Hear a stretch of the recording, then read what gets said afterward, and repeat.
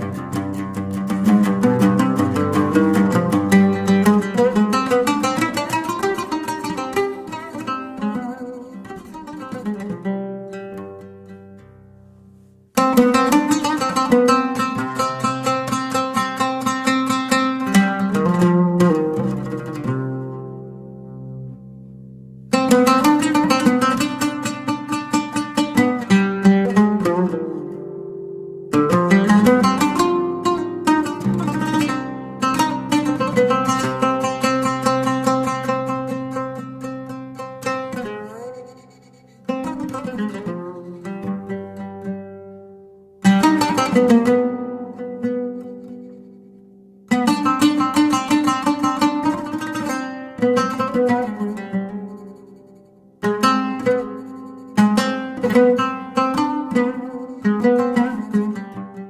आप देख रहे हैं कि कैसे जैसे हम एक इंटीरियर डिज़ाइन में जब एक एरिया को जब मैनेज करते हैं, जब प्लान करते हैं और जब उसको उसकी जो प्लेसमेंट होती है ऑब्जेक्ट्स की उसको मैनेज उसको रीफ्रेम करते हैं। इसी तरह आप जब गूगल अर्थ के ऊपर जाके देखते हैं किसी आप रेज़िडेंशियल सोसाइटी को इवन देखते हैं या किसी डिज़ाइन को देखते हैं, या अगर आप ये देखें कि किसी भी आर्किटेक्चरल पॉइंट ऑफ व्यू से भी जब एक आप वॉल पेपर के ऊपर जो एक डिज़ाइन होता है जब उसको मैनेज करते हैं, उसको देखते हैं, तो इस तरह आपको चीज़ों में बहुत एक ना, अब फॉर एग्ज़ाम्पल जैसे मैंने अगर किसी बहुत ही फ़ेमस आर्किटेक्ट है, अगर उसका आर्किटेक्चरल प्लान देखें, तो वो बिल्डिंग के अंदर बहुत बड़ा एक जो कॉम्प्लेक्स होता है बिल्डिंग का, उसके अंदर देखें तो कुछ एरिया आपको कवर्ड नज़र आते हैं, कुछ एरिया आपको खाली नज़र आते हैं जिसके अंदर गार्डन होता है, कुछ एरियाज़ में आपको जैसे एक स्विमिंग पूल का एक सिस्टम नज़र आता है। स्विमिंग पूल मीन्स कि वो एक एरिया है, वो एक सरफेस है, वो एक ब्लॉक है। इसी तरह इन्हीं चीज़ों की इंस्पिरेशन लेते हुए आप एक एरिया को डिफाइन करके और उसको फ्रेम करते हैं और फिर उसके अंदर से कॉम्पोजिशन निकालते हैं। तो ऐसा ही मेरी कैलीग्राफी के अंदर आपको वो एक प्रीव्यू नज़र आएगा उस चीज़ का।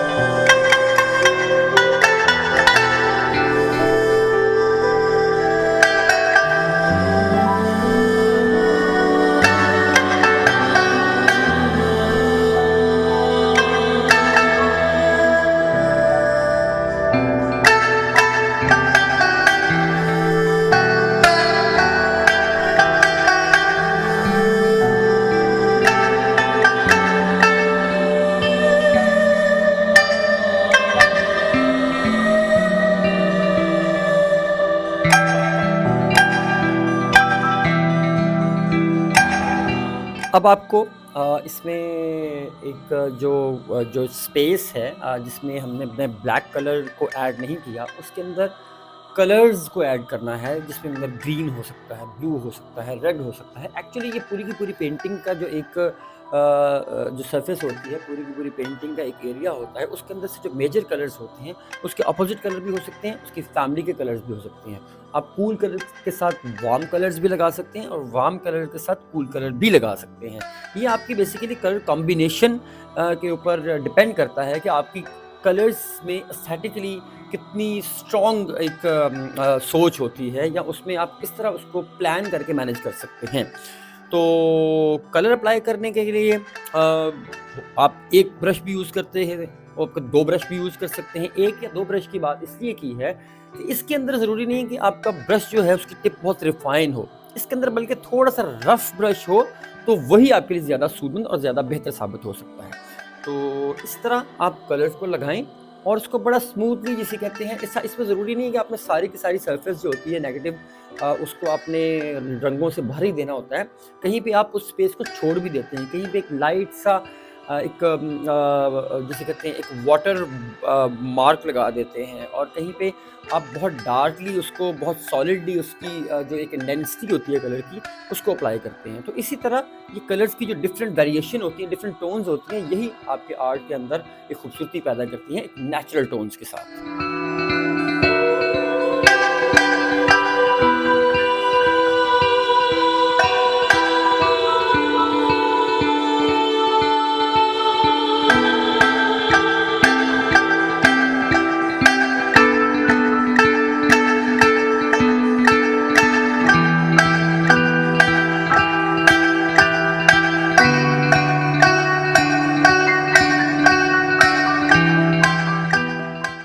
अब आप देखेंगे कि जैसे ब्लू कलर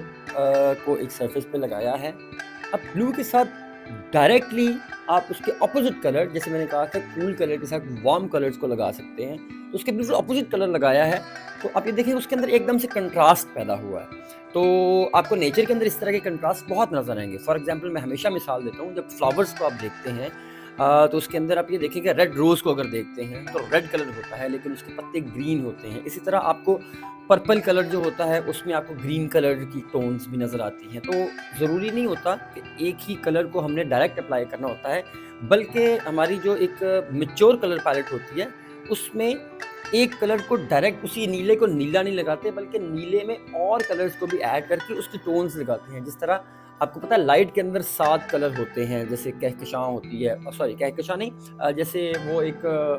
कौसिकज़ा होती है, तो वो सारे रंगों के साथ एक वाइट कलर बनता है। इसी तरह रोशनी के अंदर सारे कलर होते हैं, तो फिर जब वो आपस में मैच करते हैं और एक कलर के अंदर नज़र आते हैं नेचर के अंदर, तो फिर उसमें आपको छोटी-छोटी टोन्स नज़र आती हैं, अगर आप देखने वाले हों, अगर समझने वाले हों तो। तो यही काम, यही इंस्पिरेशन, यही कुदरत के वो करिश्मे हैं जिसको मैं अपनी कैलीग्राफिक आर्ट के अंदर अप्लाई करता हूँ। तो इसीलिए मैं हमेशा एक बात बार-बार रिपीट करता हूँ कि I am inspired from the nature, और nature is the best source for your art piece.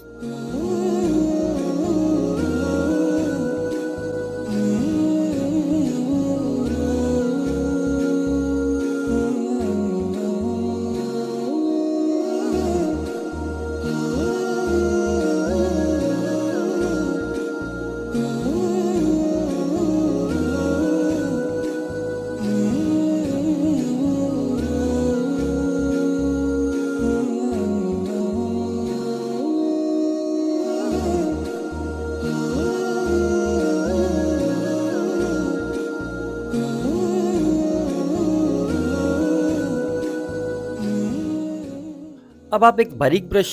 से हट के एक रफ़ ब्रश के साथ, जैसे मैं अक्सर कहता हूँ मेकअप टूल्स में जैसे चीज़ें यूज़ होती हैं, उस तरह के रफ़ ब्रश के साथ आप डिफरेंट कलर्स की टोन्स को बैकग्राउंड के अंदर